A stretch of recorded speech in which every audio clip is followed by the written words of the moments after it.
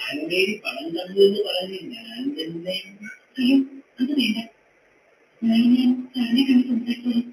അതുല്ലോ അങ്ങനെ സ്വഭാവം പറയാനോ വീഴ്ച വെച്ചത് ഞാനല്ലേ. എങ്കിൽ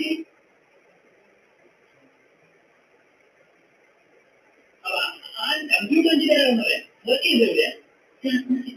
ഓ, നമ്മുടെ ജില്ലാ കോളേജിലെടുത്ത് ആ എനിക്ക് ആ വഴിയിൽ പല പോകാനുണ്ട്. പറ്റിയ നമുക്ക് അവിടെ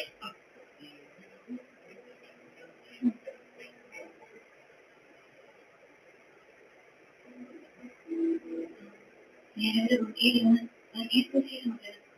എനിക്കറിയാം മുതലാളിയെ കാണാനില്ലേ എന്നാലും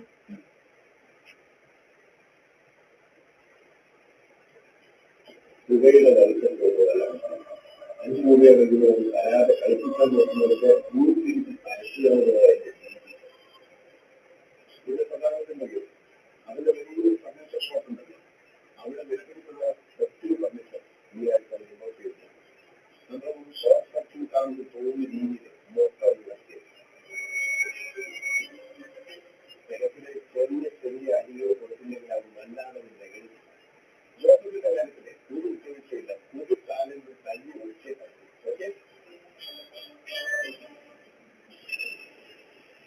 ഞാൻ ഇവിടെ നോക്കിയിരുന്ന വർഗീസ് കോശിയുടെ സെക്യൂരിറ്റിയോട് ചോദിച്ചപ്പോൾ ഞാനിവിടെ പോകുന്നത് ചുമ്മാ ചില തമാശകൾ പറയുന്നത് ഒത്തിരി ഞാൻ ഉപയോഗങ്ങളെ കണ്ടിട്ടുണ്ട്. പെട്ടെന്ന് അതിനെ ഡീൽ ചെയ്യില്ല.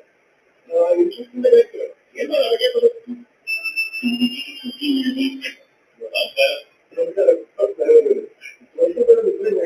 ജോർജ വണ്ടി ഓടിച്ചത് 130 140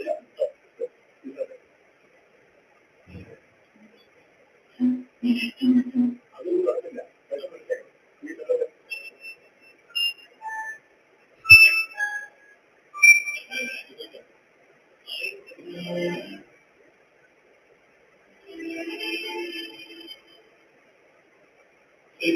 മാക്സിമം ഒരാഴ്ച കുഞ്ചാക്കോച്ചൻ അറിയാതെ ഞാൻ വിശ്വസം. അത് കഴിഞ്ഞാൽ പിന്നെ എഴുതാൻ ഇന്നലെ രജിസ്ട്രാർ ഇന്ന് നാളെ പോയിട്ട് അതാ പറ്റിയത്. അതൊന്നും എന്റെ കുറ്റമല്ലല്ലോ. ലാൻഡ് രജിസ്ട്രേഷൻ നടന്നില്ലെങ്കിൽ മറ്റെന്തെങ്കിലും മാർഗം കാണണം. അച്ഛൻ അപ്പൊ എന്റെ മോനിൽ കൂട്ടിക്കും. തൽക്കാലം ഫീസ് ശരി. ആ ചന്ദ്രൻപുരിയോട് വരാൻ മറ്റേ